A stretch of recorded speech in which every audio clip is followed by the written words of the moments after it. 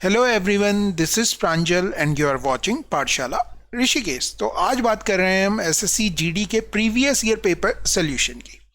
इससे पहले भी हमने पेपर किए हैं, वो भी आप प्लेलिस्ट में जाके देख सकते हैं। साथ ही जो भी पेपर हम कर रहे हैं वो टेलीग्राम चैनल पर आपको उसका मिल जाता है कि कौन सा पेपर हम आज करने वाले हैं, कौन से डे का करने वाले हैं। वहां पर जाकर आप ये सारी चीजें देख सकते हैं। इससे पहले हमने शायद 20 के करीब को टोटल पेपर कर दिए हैं, तो उन पेपर्स को जाके ज़रूर देखिए, वहाँ से आपके नंबर बढ़ने ही बढ़ने हैं। और बहुत जल्द मैं रीजनिंग के भी क्वेश्चन पेपर लेके आऊँगा, ताकि मैथ्स में तो स्कोर हो गया है अच्छा, रीजनिंग भी आपकी अच्छी हो जाए, रीजनिंग में भी स्कोर अच्छा होने लग जाए। स्कोर अच्छा है तो टाइमिंग अच्छी हो जाए, टाइम अच्छा हो गया, स्कोर अच्छा हो गया, तो फिर आप दूसरे सेक्शंस में भी अच्छा अपने आप करने लगोगे। चलिए फिर देखते हैं पहला क्वेश्चन कुछ क्या है, किस तरह से करना है। आपसे कह रहा है एक्स और वाई के तीसरे समानुपात, थर्ड समानुपात, तृतीयानुपाती या थर्ड प्रपोर्शन की बात करें तो एक्स और वाई का जो थर्ड प्रपोर्शन होता है, एक्स और वाई का जो थर्ड प्रपोर्शन होता है, इसे टी से डिनोट कर रहा हूं, और टी इक्वल टू होता है वाई स्क्वायर अपॉन एक्स होता है। आपने बोला ठीक है। फिर आपसे कहा जा रहा है कि एक्स, वाई और जेड, इनका फोर्थ प्रपोर्शन, उसे एफ से डिनोट कर रहा हूं, उसकी वैल्यू होती है x z, sorry y z upon x होती है। आपने बोला ओके। ये दोनों फॉर्मूले आपको याद करने हैं कि फोर्थ प्रपोर्शन क्या होता है, ये होता है, थर्ड प्रपोर्शन क्या होता है, ये होता है। अनुपात दे रखा है, मतलब इन दोनों का रेशियो दे रखा है, तो हम जब रेशियो पे गए तो इस y से ये स्क्वायर कट गया, इस x से ये x कट गया, मतलब y रेशियो z ही आएगा। y रेशियो z का रेशियो आपको दे रखा है 7:22। थर्ड और फोर्थ प्रोपोर्शन का अनुपात 7:22 है, वही y का और z का रेशियो आएगा। इस तरह से आप ये क्वेश्चन कर सकते थे, करना चाहिए था, और आगे बढ़ जाइए। The numerator of a fraction is decrease by, decrease कर रहे हैं, न्यूमरेटर मतलब n है, डिक्रीज कर रहे हैं 75% कर दे रहे हैं। और डिनोमिनेटर की बात करें तो डिनोमिनेटर के साथ क्या कर रहे हैं, आप बोलेंगे 25% बढ़ा रहे हैं, मतलब 125% कर दे रहे हैं। इन दोनों का रेशियो देखोगे तो 3:5 आ गया, मतलब n अपॉन डी कितना हो गया, 3/5 हो गया। मतलब कितना बढ़ गया, तो आप बोलेंगे 2/5 बढ़ गया। 2/5 कितना परसेंट होता है, तो आप कहेंगे 40% होता है, इनटू 100 करते हैं तो 40% आ जाता है। आ रही है बात समझ में। दूसरा क्वेश्चन देखिए, अ नंबर, एक संख्या है जो कि ये है को, एक संख्या को 4 और 9 के विभाज्य से विभाज्य सबसे छोटी संख्या, 4 और 9 से विभाज्य सबसे छोटी संख्या, मतलब इन दोनों का एलसीएम, इन दोनों का एलसीएम अगर आप देखेंगे तो 36 आएगा। 36 से आपका डिवाइड होना चाहिए 2x16। आपने बोला ओके, कोई दिक्कत नहीं। और डिवाइड करने के बाद आपके पास क्या आना चाहिए, परिणामी संख्या जो आएगी वो 9 का वर्ग होगी। 9 का वर्ग होगी मतलब 81 होगी, ऐसे। तो 36 को इससे मल्टीप्लाई कर लो तो भी आपको ये मिल जाएगा। या फिर आप ये देखें कि ये वाला नंबर 9 से डिवाइड होना चाहिए, तो x 2x16, यहाँ पर अंकों का जो योग है वो 9 होना चाहिए। अगर 36 से डिवाइड हो रहा है तो 9 से डिवाइड होना चाहिए। तो 9 से देखो अब x बच रहा है, x की जगह पे ऐसा कौन सा नंबर हो, तो आप कहेंगे 9 हो जाएगा। ये शॉर्टकट हो सकता था इसका।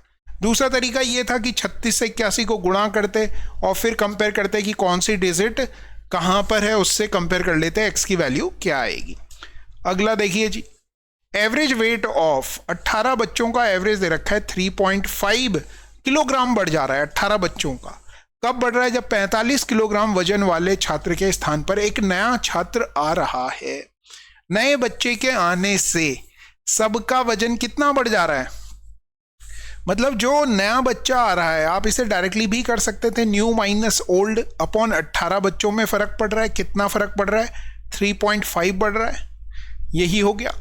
ओल्ड जो बच्चा था, ओल्ड जो बच्चा था उसे देखो, ओल्ड जो बच्चा था तो आपने क्या किया, 3.5 इंटू 18 प्लस ओल्ड, ओल्ड कितने किलोग्राम का था, 45 किलोग्राम का था।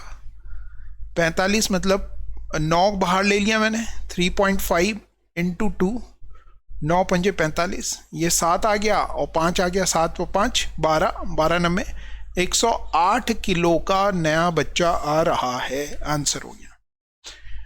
अगले क्वेश्चन में कह रहा है कि 3 लोगों का आयु का योग दे रखा है, योग बोले तो सम दे रखा है 165 दे रखा है।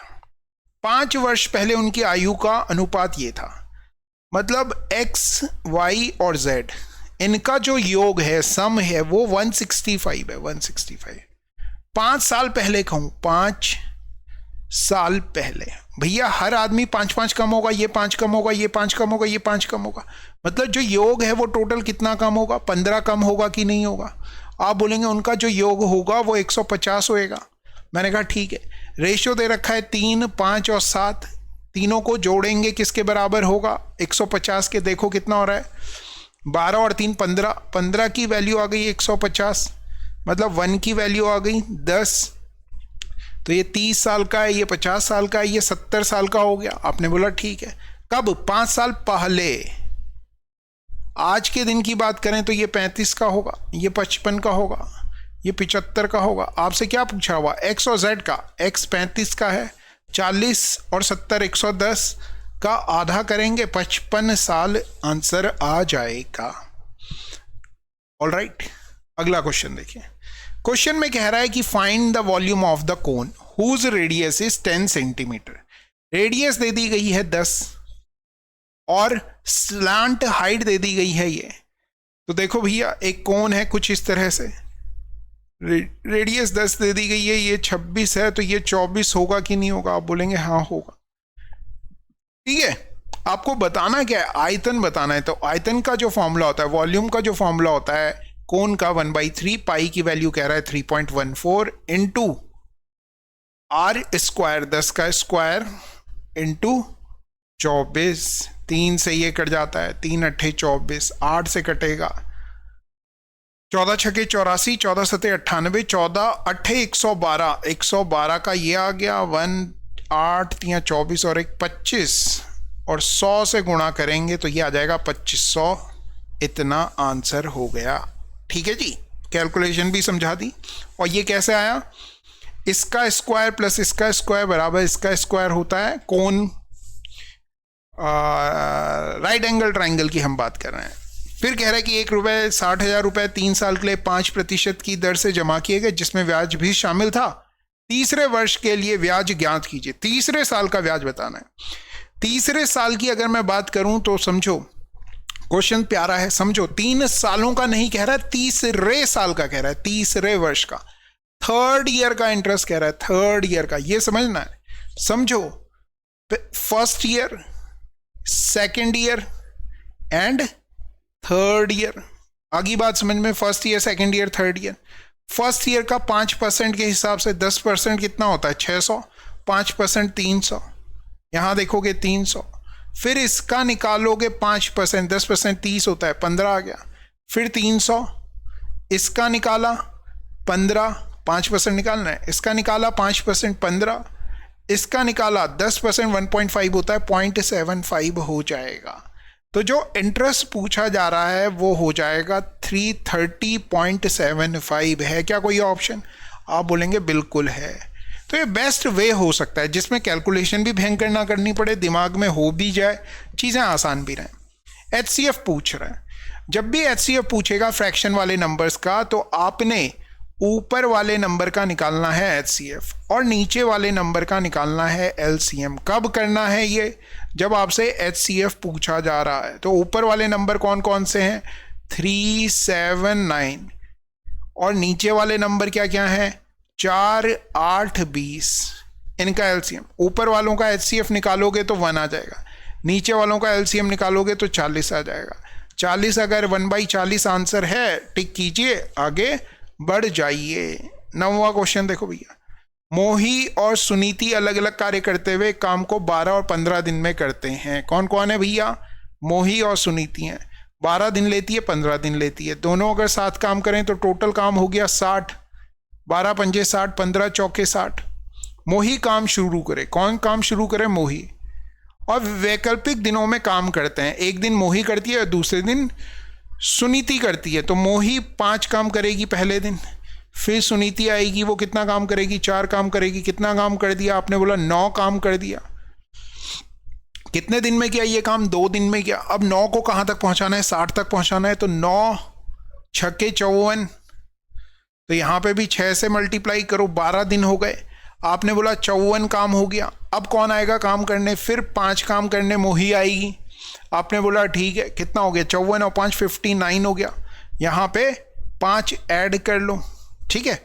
अब कितना काम बचा है, अगर यहाँ पे 1 दिन जुड़ा है ना मोही का, तो 1 दिन यहाँ जोड़ो, फिर प्लस कितना काम बचा है, 59 हो गया। इन दोनों को ऐड करोगे तो 59 बचा। कितना, 1 काम बचा है, क्योंकि टोटल कितना काम करना है, 60 काम करना है।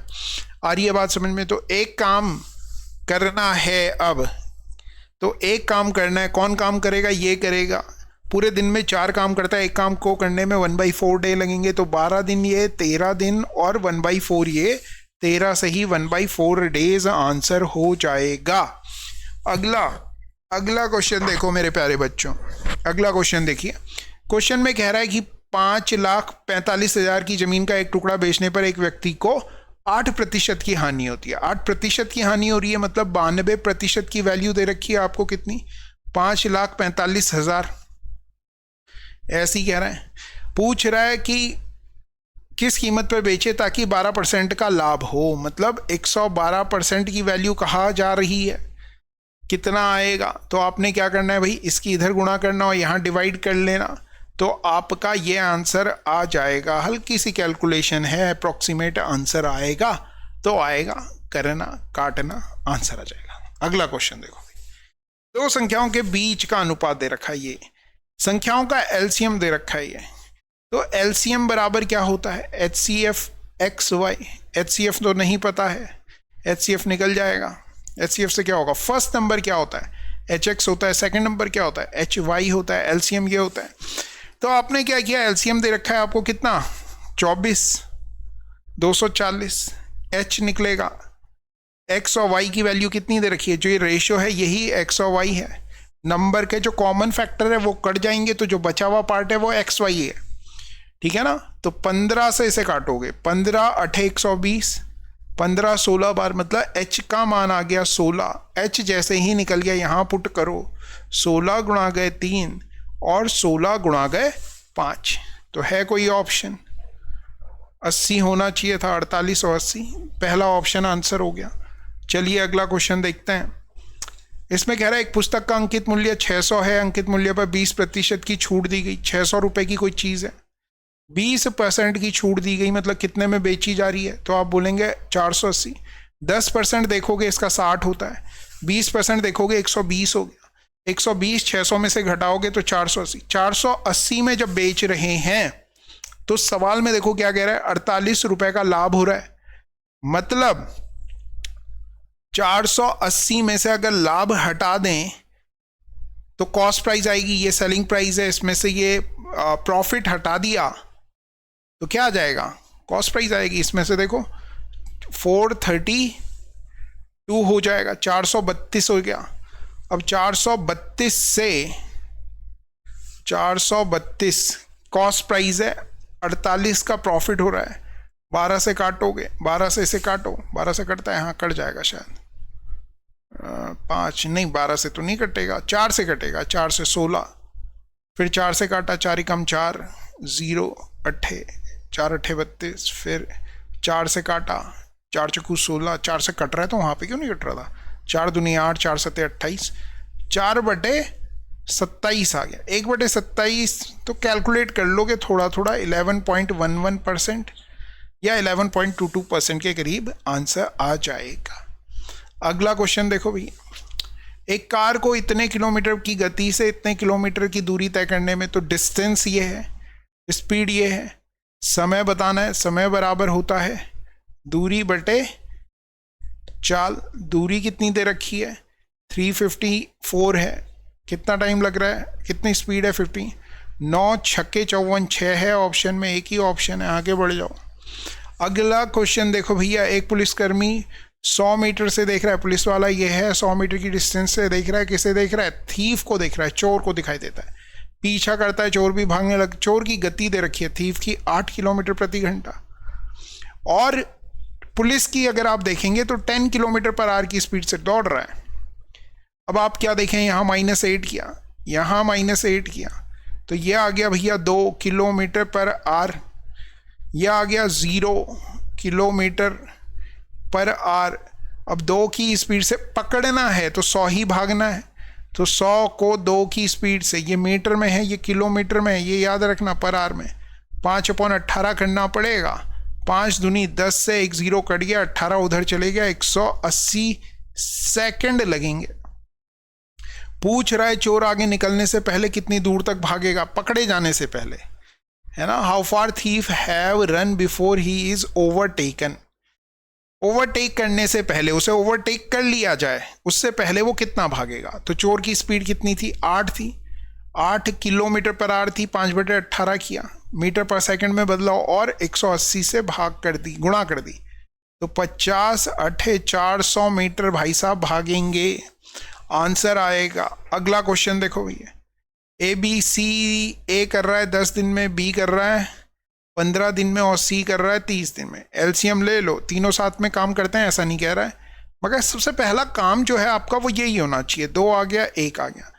फिर वो कह रहा है ए कितने दिनों में कर सकता है, यदि वह हर तीसरे दिन बी और सी द्वारा सहायता प्राप्त करता है। मतलब पहले दिन ए करेगा, दूसरे दिन भी ए करेगा और तीसरे दिन ए के साथ बी और सी दोनों आएंगे। तो आपने इनका लिखा, 3 काम किया, 3 काम किया, 3 2 1। अगर आप समझें तो कितने दिन हो गए, आपने कहा 3 दिन हो गए। काम कितना हो गया, 3 3 6 और 3 9 और 1 10 और 2 12, 12 काम हो गया। 12 काम है, 2 बार ऐसा लगेगा तो कितना काम हो जाएगा, आप बोलेंगे 24 काम हो गया। कितना काम और बचता है, 6 काम और बचता है। 3 दिन पहले ए आएगा, फिर अगले तीसरा काम के लिए अगली बार भी 1 दिन के लिए आएगा, तो 6 7 8, टोटल कितने दिन लगेंगे, 8 दिन लगेंगे। इस तरह से ये सवाल होना चाहिए था। ये सवाल बहुत प्यारा दिया हुआ, जीवाणु की संख्या इतने है, इनका जन्म और मृत्यु 12.75 और 10.75 है। मृत्यु मतलब बढ़ रहे हैं, जन्म मतलब बढ़ रहे हैं और मृत्यु मतलब घट रहे हैं। 1 साल में ही दिया हुआ है, पहले ही साल में बढ़ भी रहे हैं और घट भी रहे हैं। तो आपने इन दोनों का डिफरेंस कर लिया। 2% का रेट ऑफ इंटरेस्ट है, हर साल 2% बढ़ रहा है। टोटल चेंज से अगर आप सोचें तो 2 साल का जो रेट ऑफ इंटरेस्ट आ जाएगा वो आ जाएगा 4.04। मगर सवाल में आपको कह रहा है 3 घंटे बाद, साल नहीं, यहाँ पे घंटे दिए हुए हैं, हर घंटे में 2% बढ़ रहा है, 2 घंटे में 4.04 पड़ेगा। फिर एक और बार लगा लो भैया, 4.04 + 2 + 2 × 4.04/100, टोटल चेंज वाला फॉर्मूला लगा रहे हैं 6.04, तो ये आ गया, प्लस 2 चक्कू 8 0 8 लगना था यहाँ पे मगर लगेगा यहाँ पे 0.0808, ऐसे करके इन्हें ऐड कर लूँ तो 8 12.6 इतने परसेंट हो गया। अब ये भैया 100% पे कितना हो जाएगा, तो आप कहोगे 106 हो जाएगा, क्योंकि क्या बोल रहा है, जनसंख्या बतानी है, कितनी बढ़ी है ये नहीं बतानी, बतानी है कि कितनी हो गई है, ठीक है ना। तो ये है कितना, इतना परसेंट निकालना है किसका, 8 वाले का। ऊपर तो 10 की पावर 8 है तो कोई फर्क नहीं पड़ रहा, सीधे 8 से मल्टीप्लाई करो। 8 छक्के 48, 12 अट्ठे 96, 8 छक्के 48, 8 एकम 8। आपने बोला देखो कोई ऐसा ऑप्शन है, तो मैंने कहा लास्ट में 48 आना चाहिए। 8 अट्ठे 64 होता है, सॉरी 8 छक्के 48 कर दिया मैंने। 6 4 आना चाहिए, फिर 9 6 आना चाहिए, फिर 48 आना चाहिए, फिर 8 आना चाहिए। केवल और केवल एक ही ऑप्शन है, 10 की पावर 8 है, तो पॉइंट लग के वो हो जाएगा, कोई दिक्कत नहीं है। अगला क्वेश्चन देखिए जी, बहुत ही प्यारा सा क्वेश्चन है।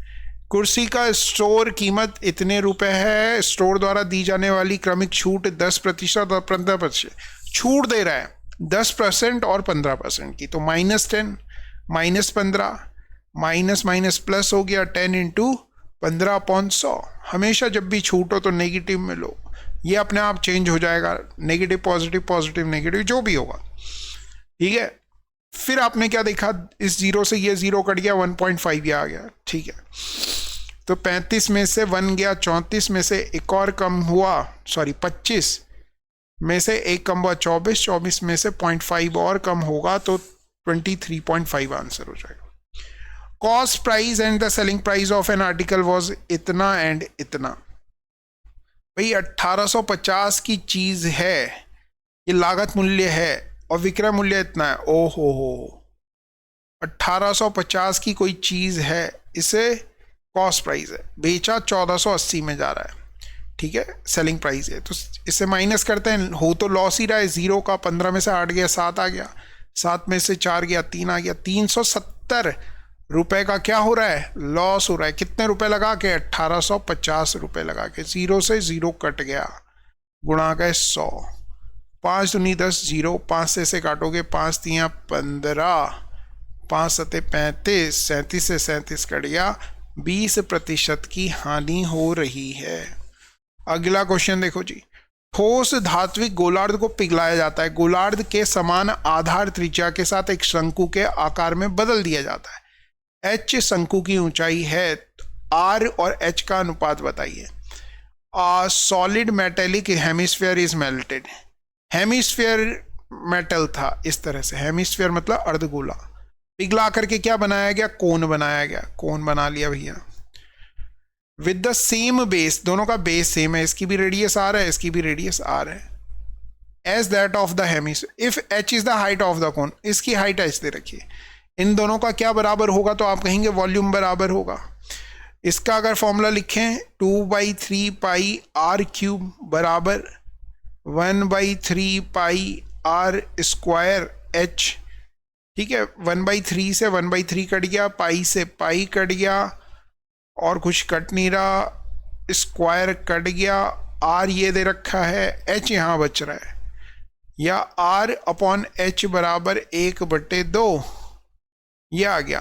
आर और एच का अनुपात बताना है तो 1:2 हो जाएगा। अगला क्वेश्चन देखिए, सारे क्वेश्चन हो गए। चलो फिर ठीक है, thank you very much. I hope आपको हमारा सेशन पसंद आया होगा, और इस तरह से अब हम बहुत जल्दी रीजनिंग के भी 20-25 सेट करेंगे, ताकि आपकी रीजनिंग में भी स्पीड अच्छी हो जाए और आपको ये पता लग जाए कि किस तरह से क्वेश्चन किए जाने थे, हैं और हैं। चलो फिर ठीक है, थैंक यू वेरी मच। फिर मुलाकात होगी कुछ और क्वेश्चंस के साथ। Thank you.